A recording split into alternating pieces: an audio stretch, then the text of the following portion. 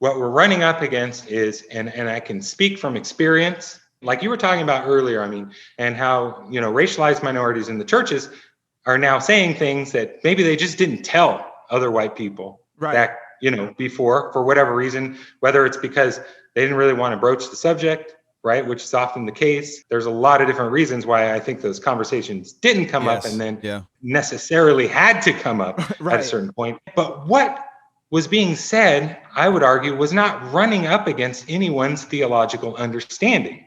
It was running up against their own man-made social philosophy that they've inherited in American society. So something that is a social philosophy versus another social philosophy gets reinterpreted as a theological conflict. Okay? So you're in your church and you say something about Trayvon, I would point out that guy, straight murdered Trayvon. Whoa, how do you know that? Well, you can, just because in the court case, they wouldn't allow race to be discussed, which they didn't. That was a decision made by the judge. But you can look at the neighborhood dynamics, what had happened there in the past, the history of segregation in that very area, neighborhood watches across America, what's their purpose, what's their meaning. You start to point that out. How that gets interpreted that you're like walking away from Jesus now, I don't even understand that. Yeah. Because I think what the reaction is that for me, I'll say as me, a white American male, middle class, I have an understanding of this world. I have a certain idea of what the civil rights movement meant, including that you shouldn't allow color to count for anything. Don't even bring it up. Try not to even notice that anyone is a different color. Right. So I have this whole worldview. If there is one, that's the worldview. So I have a social philosophy that I've inherited from my environment, from my upbringing, and the way that I understand things.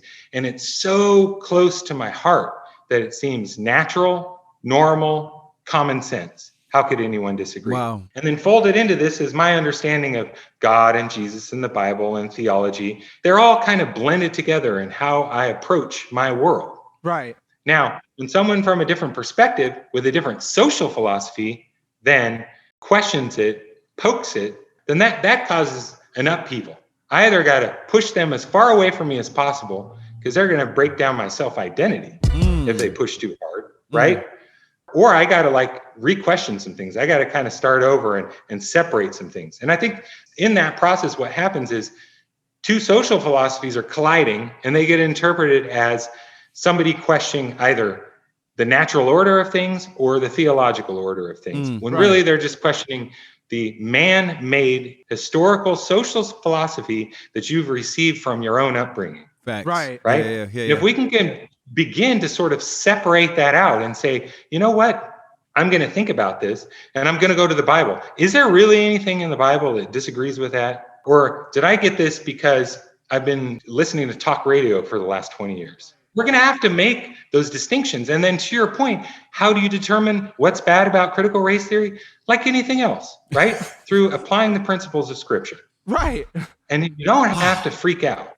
Right. Okay? Just like anything else.